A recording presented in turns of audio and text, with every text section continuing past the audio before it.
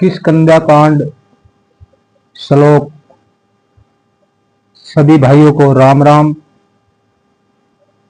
इस कांड की कथा सुनने से पहले चैनल को सब्सक्राइब और लाइक कर ले ताकि आने वाला वीडियो और नोटिफिकेशन आपके पास तुरंत पहुंच जाए। कंद पुरुष और नील कमल के समान सुंदर घोर एवं श्याम वर्ण यतंत बलवान विज्ञान के धाम शोभा संपन्न श्रेष्ठ धनुषधर वेदों के द्वारा वंदित गो ब्राह्मणों के समूह को प्रिय अथवा प्रेमी माया से मनुष्य रूप धारण किए हुए श्रेष्ठ धर्म के लिए कवच स्वरूप सबके हितकारी श्री सीता जी की खोज में लगे हुए पथिक रूप रघुकुल के श्रेष्ठ श्री राम जी और श्री लक्ष्मण जी दोनों भाई निश्चय ही हमें भक्ति प्रदान करें। भाइयों, किष्किंधा कांड आपको अच्छा लगे तो एक प्यारा सा कमेंट जरूर करें।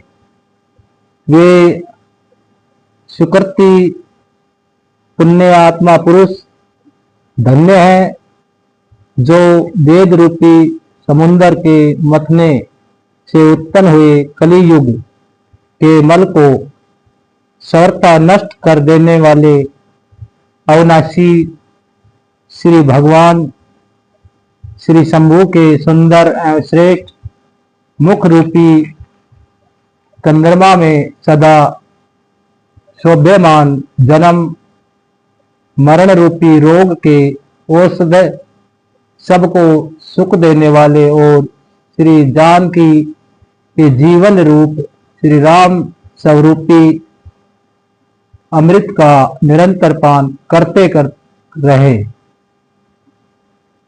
जिस भीषण हलाहल विष से सब देवनातागण जल रहे थे, उसको जिन्होंने सयपान कर दिया, रे मंद मन तू उन शंकर जी को क्यों नहीं भजता? उनके समान कृपालु और कौन है? श्री रघुनाथ जी फिर आगे चले। ऋषिमुख पर्वत निकट आ गया। वहां ऋषिमुख पर्वत पर मंत्रियों सहित सुग्रीव रहते थे। अतुलनीय बल की सीमा श्री रामचंद्र जी और लक्ष्मण जी को आते देखकर सुग्रीव अत्यंत भयभीत होकर बोले, हनुमान जी सुनो, ये दोनों पुरुष बल और रूप से निधान है। तुम ब्रह्मचारी का रूप धारण करके जाकर देखो। हृदय में उनकी यथार्थ बात जानकर मुझे इशारे से समझाकर कह देना। यदि वे मन से मलिन बाली के भेजे हुए हो तो मैं तुरंत ही इस पर्वत को छोड़कर भाग जाऊंगा। यह सुनकर हनुमान जी ब्राह्मण का रूप धरकर वहां गए और मस्तक नवाकर इस प्रकार पूछने लगे, हे वीर सांवले और गोरे शरीर वाले, आप कौन हैं जो क्षत्रिय के रूप में फिर रहे हैं? हे स्वामी, कठोर भूमि पर कोमल चरणों से चलने वाले आप किसी कारण वन में विचर रहे हैं। मन को हरण करने वाले आपके सुंदर कोमल अंग हैं और आप वन के दुसह धूप और वायु को सह रहे हैं। क्या आप ब्रह्मा विष्णु महेश इन तीनों देवताओं में से कोई है, या आप दोनों नर और नारायण हैं?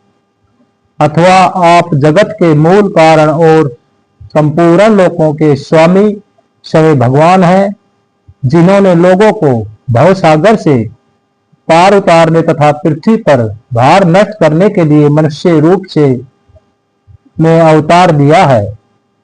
श्री रामचंद्र जी ने कहा, हम कौशल राज दशरथ जी के पुत्र हैं और पिता का वचन मानकर वन आए हैं।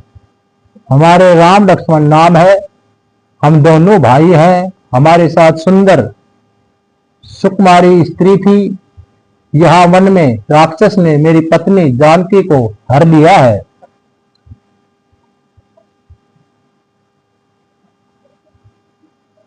हे ब्राह्मण, हम उसे ही खोज फिरते हैं। हमने तो आपका चरित्र कह सुनाया, अब हे ब्राह्मण अपनी कथा समझा कर कहिए। प्रभु को पहचान कर हनुमान जी उनके चरण पकड़कर पृथ्वी पर गिर पड़े। उन्होंने साष्टांग दंडवत प्रणाम किया। शिव जी कहते हैं कि हे पार्वती, वह सुख वर्ण नहीं किया जा सकता। शरीर पुलकित है, मुख से वचन नहीं निकलता। वे प्रभु के सुंदर वेश की रचना देख रहे हैं। फिर धीरज धरकर स्तुति की। अपने नाथ को पहचानने से लेने से हृदय में हर्ष हो रहा है।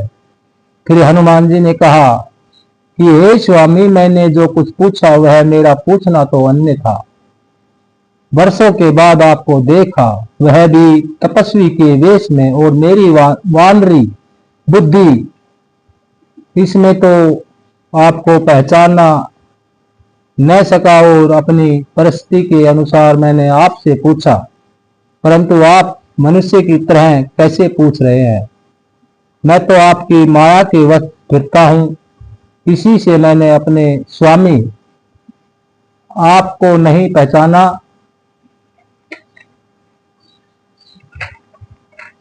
एक तो मैं यों ही मंद हूं, दूसरे मोह के वश में हूं, तीसरे हृदय का कुटिल और अज्ञान हूं। फिर हे दीनानाथ बंधु, भगवान प्रभु, आपने भी मुझे भुला दिया।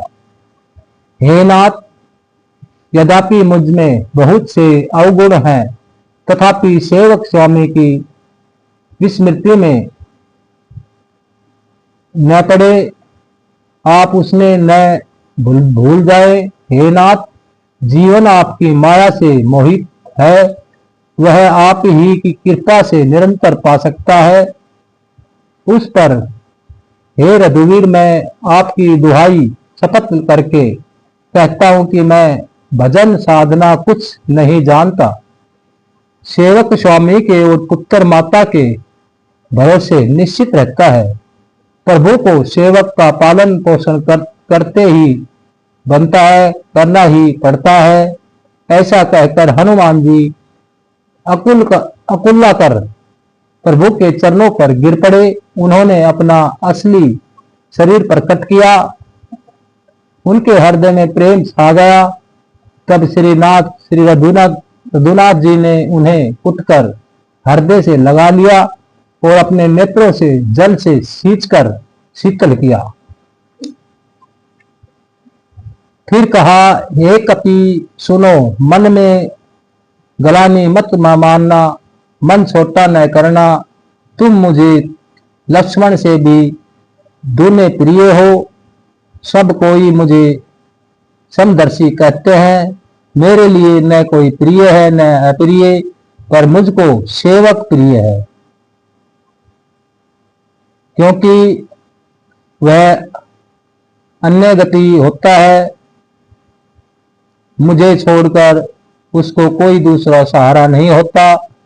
और हे हनुमान जी, हनुमान अन्य वही है जिसकी ऐसी बुद्धि कभी नहीं टलती कि मैं सेवक हूं और यह चराचर जड़ चेतन जगत मेरे स्वामी भगवान स्वरूप है।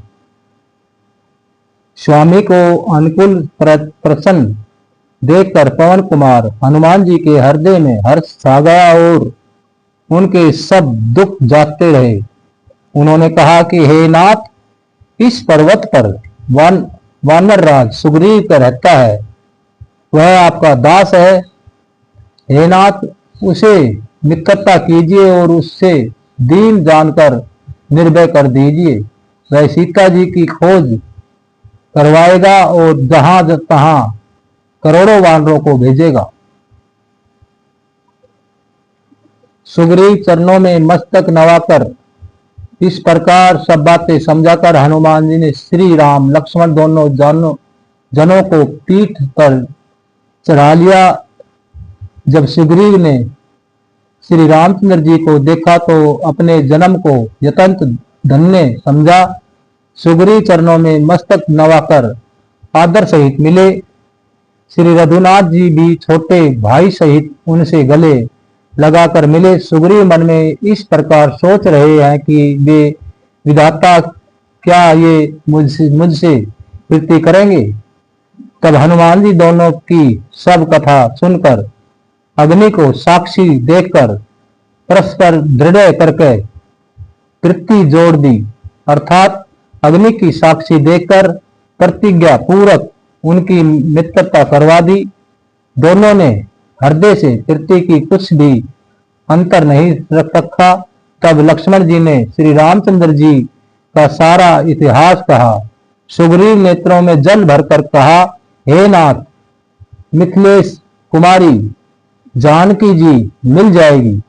मैं एक बार यहाँ मंत्रियों के साथ बैठा हुआ कुछ विचार कर रहा था, तब मैंने पराये शत्रुओं के वश में पड़ी विलाप करती हुई सीता जी को आकाश मार्ग से जाते देखा था। हमें देखकर उन्होंने राम राम हे राम पुकार कर वस्त्र गिराया था।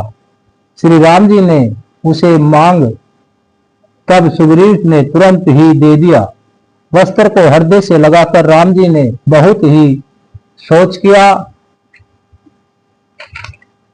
सुग्रीव ने कहा कि हे रघुवीर, सुनिए, सोच छोड़ दीजिए और मन में धीरज लाइए। मैं सब प्रकार से सेवा करूंगा, जिस उपाय से जानकी जी आकर आपको मिले।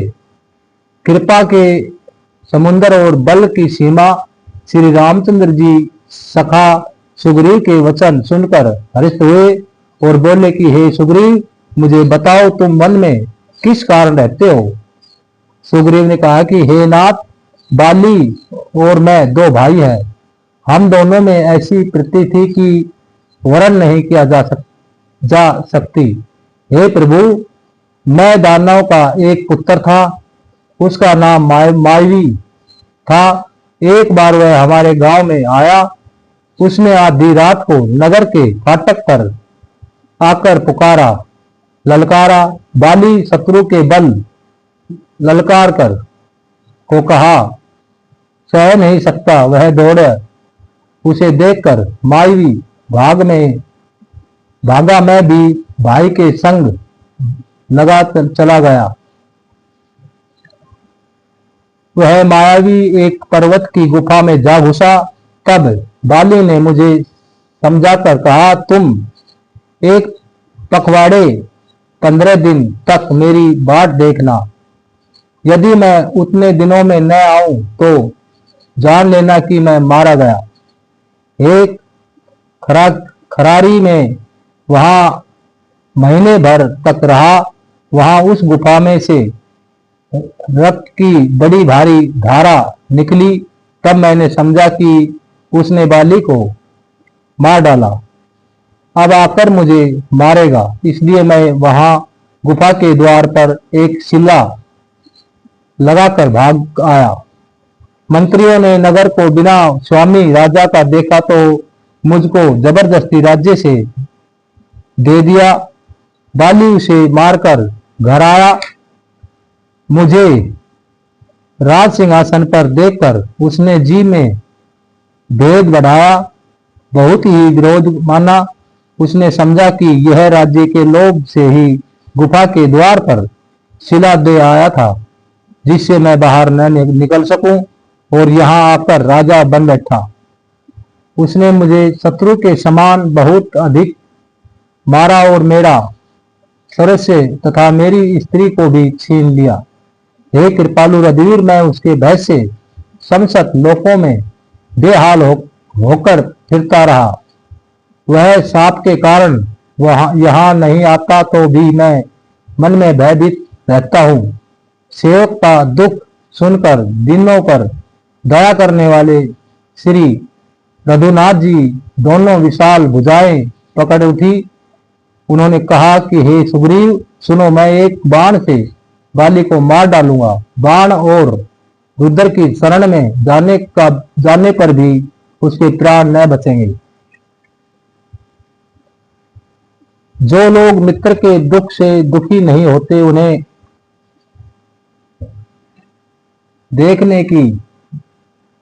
देखने से ही बड़ा पाप लगता है। अपने पर्वत के समान दुख तो धूल के समान और मित्र के धूल के समान दुख को सुमेरु बड़े भारी पर्वत के समान जाने। जिन्हें स्वभाव से ही ऐसी बुद्धि प्राप्त नहीं है, वे मूर्ख हट करके क्यों किसी से मित्रता करते हैं। मित्र का धर्म है कि वह मित्र को बुरे मार्ग से रोककर अच्छे मार्ग पर चलावे, उसके गुण प्रकट करें और अवगुणों को छिपावे। देने लेने में मन में शंका न रखे, अपने बल के अनुसार सदा ही हित ही करता रहे। विपत्ति के समय न तो सदा शोगुना सने करें। वेद कहते हैं कि संत श्रेष्ठ मित्र के गुण लक्ष्मण यह है, जो सामने तो बनाकर कोमल वचन कहता है और पीठ पीछे बुराई करता है तथा मन में कुटिलता रखता है। हे भाई, इस तरह जिसका मन सांप की चाल के समान टेढ़ा है, ऐसे कुमित्र को तो त्याग में ही भलाई है। मूर्ख, सेवक, कंजूस, राजा, कुटिल स्त्री और कपटी मित्र, ये चारों सूल के समान हैं, पीड़ा देने वाले हैं। हे सखा, मेरे बल पर अब तुम चिंता न छोड़ दो। मैं सब प्रकार से तुम्हारे काम आऊंगा, तुम्हारी सहायता करूंगा। सुग्रीव ने कहा कि हे रघुवीर, सुनिए, बाली महान बलवान और यतंत रणधीर। फिर सुग्रीव ने श्री राम जी को दुंदुभी राक्षस की हड्डियां और ताल के वृक्ष दिखलाए। श्री रामदास जी ने उन्हें बिना ही परिश्रम के आसानी से ढा दिया। श्री राम जी का अपरिमित बल देखकर सुग्रीव की तृप्ति बढ़ गई और उन्हें विश्वास हो गया कि ये बाली का वध अवश्य करेंगे। वे बार बार चरणों में सिर नवाने लगे। प्रभु को पहचान कर सुग्रीव मन में हर्ष हो रहे थे। जब ज्ञान उत्पन्न हुआ तब वे ये वचन बोले कि हे नाथ, आपकी कृपा से अब मेरा मन शिथिल हो गया। सुख, संपत्ति, परिवार और बड़पन सबको त्याग में आपकी सेवा ही करूंगा, क्योंकि आपके चरणों की आराधना करने वाले संत कहते हैं कि ये सब सुख संपत्ति आदि राम भक्ति के विरोधी है। जगत में जितने भी शत्रु मित्र और सुख दुख आदि दुंटू सबके सब मायाचित है, परमार्थ वास्तव में नहीं है।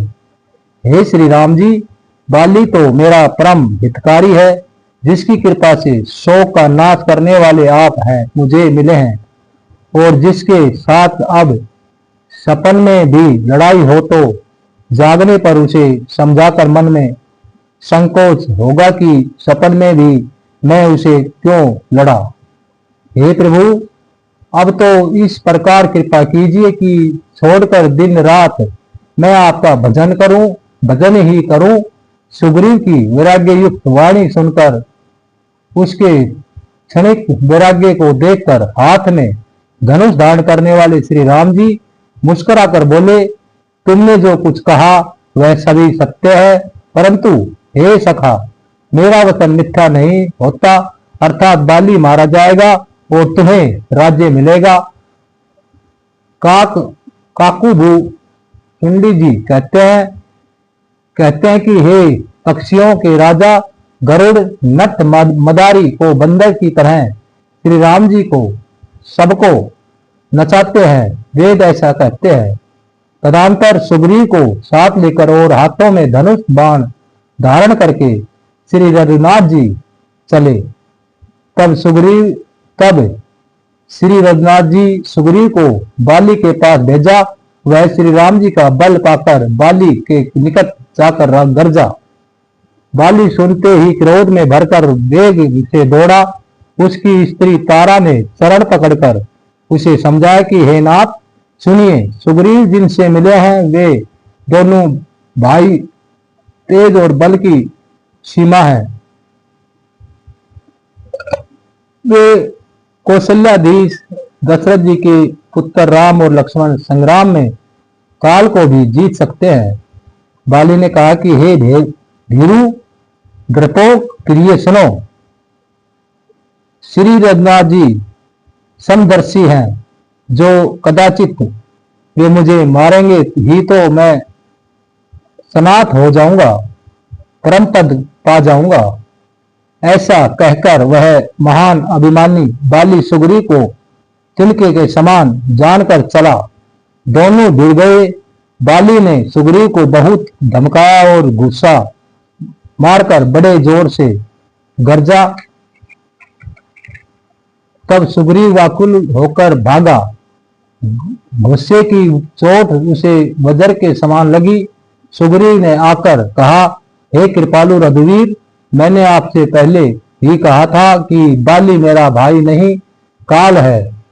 श्री राम जी ने कहा, तुम दोनों भाइयों का एक सा ही रूप है, इसी भ्रम से मैंने उसको नहीं मारा। फिर श्री राम जी ने सुग्रीव के शरीर को हाथ से स्पर्श किया, जिससे उसका शरीर वज्र के समान हो गया और सारी पीड़ा जाती रही। तब श्री राम जी ने सुग्रीव के गले में फूलों की माला डाल दी और फिर उसे बड़ा भारी बल देकर भेजा। दोनों में पुनः अनेक प्रकार से युद्ध हुआ। श्री रघुनाथ जी वृक्ष की आड़ से देख रहे थे। सुग्रीव ने बहुत से छल बल किए, किंतु अंत में भय मानकर हृदय से हार मान गया। तब श्री राम जी ने तान कर बाली के हृदय में बाण मारा।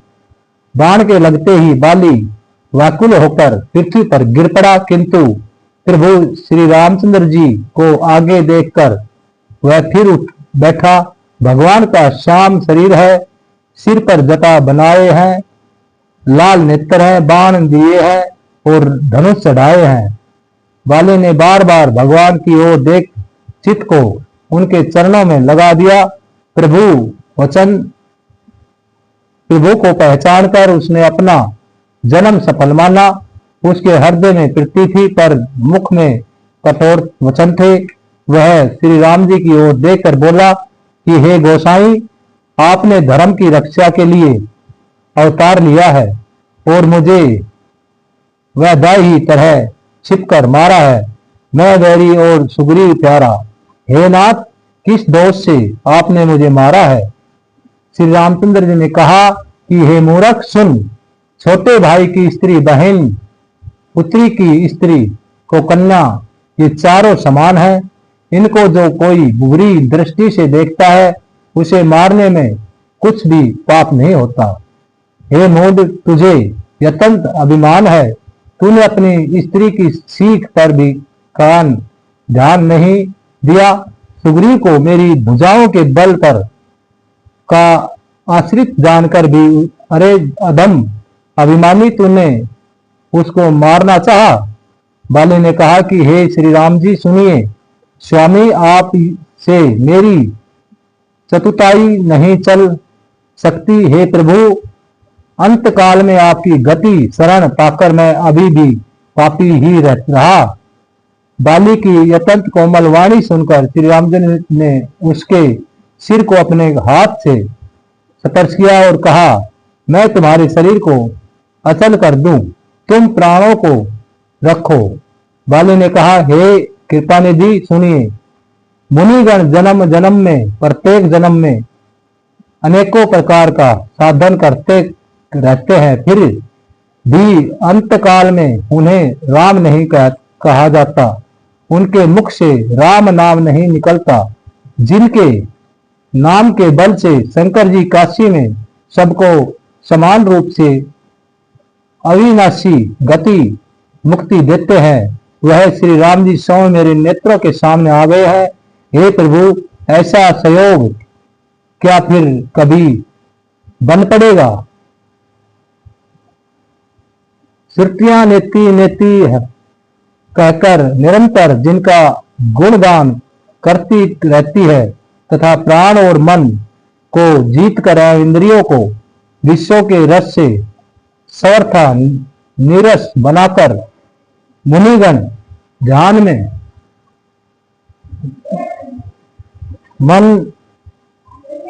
को जीतकर इंद्रियों को विषयों के रस से सर्वथा निरस बनाकर मुनिगण ध्यान में जिनकी कभी कवचित ही झलक पाते हैं, वे ही प्रभु आप साक्षात मेरे सामने प्रकट हैं।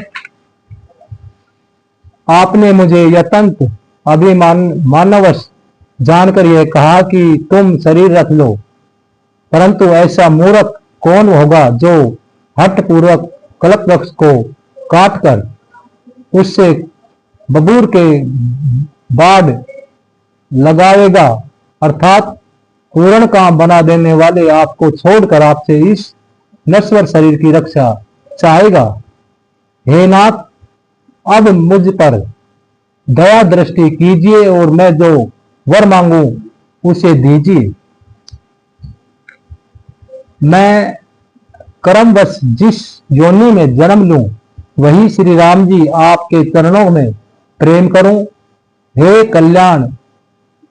कल्याणप्रद प्रभो, यह मेरा पुत्र अंगद विनय और बल में मेरे ही समान है, इसे स्वीकार कीजिए। और हे देवता और मनुष्यों के नाथ, बाहा पकड़कर इसे अपना दास बनाइए।